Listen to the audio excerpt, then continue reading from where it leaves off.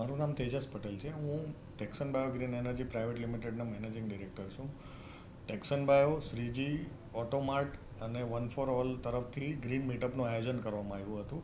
એનો મુખ્ય ઉદ્દેશ્ય એ છે કે આજે વર્લ્ડમાં જે ગ્લોબલ વોર્મિંગ થઈ રહેલી છે એને લીધે ટેમ્પરેચર વધી રહ્યું છે, પ્લસ આપણે આજે અનસિઝનલ રેન એટલે ગમે ત્યારે વરસાદ પડે છે, તો એ બધું ગ્લોબલ વોર્મિંગના લીધે થાય છે. તો આપણે વધુમાં વધુ રિન્યુએબલ પ્રોજેક્ટ્સને પ્રોત્સાહન આપવું જોઈએ. રિન્યુએબલમાં આજે સોલર આટલું આગળ વધી રહેલું છે, તો એને વધારે પ્રોત્સાહન મળે ગુજરાતમાં, એ માટે અમે રેસિડેન્શિયલ પ્રોજેક્ટ્સ થાય, ઇન્ડસ્ટ્રીયલ પ્રોજેક્ટ્સ વધે, ગ્રાઉન્ડ માઉન્ટેડ પ્રોજેક્ટ્સથી ઇન્ડસ્ટ્રીને આજે આપણે પ્રોત્સાહન આપીએ એવું એક આયોજન કરવા માટે સુરતના ઇન્ફ્લુએન્સરો દ્વારા આપણે એક મીટઅપનું આયોજન કરવામાં આવ્યું હતું.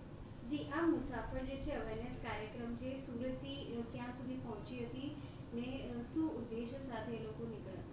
આનો જે મુખ્ય ઉદ્દેશ્ય હતો કે અમે અત્યારે જે ગલ્ફ કન્ટ્રીઝમાં ઈરાન અને જે અમેરિકા વચ્ચે યુદ્ધ થઈ રહ્યું છે, તો આજે પેટ્રોલ અને ડીઝલમાં આપણે બીજા પર ડિપેન્ડન્સી રાખવી પડે છે. તો શ્રીજી ઓટોમાર્ટ દ્વારા ઈવી કાર અમને આપવામાં આવી હતી. તો ઈવી કારમાં ઇલેક્ટ્રિસિટીથી આપણે આગળ જઈ શકે, ઈંધણ તરીકે એનો ઉપયોગ થઈ શકે છે.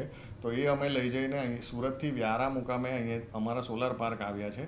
તો અમારો પ્રોત્સાહન આપવાનો મુખ્ય ઉદ્દેશ્ય એ હતો કે આપણે વીજળી જે બનાવીએ છીએ એ પણ સોલરથી બનાવીએ અને જે ઈંધણ જે પેટ્રોલ ડીઝલ ઉપયોગ કરીએ છીએ એની જગ્યાએ ઇલેક્ટ્રિસિટીનો ઉપયોગ કરીને કાર ચલાવીએ અને રિન્યુએબલ પ્રોજેક્ટ્સથી આપણે વીજળી પેદા કરીએ કે જેનાથી આપણે કોલસો અને અન્ય જે સ્ત્રોતો છે જેનાથી પર્યાવરણને દૂષણ થાય છે એ આપણે અટકાવી શકીએ.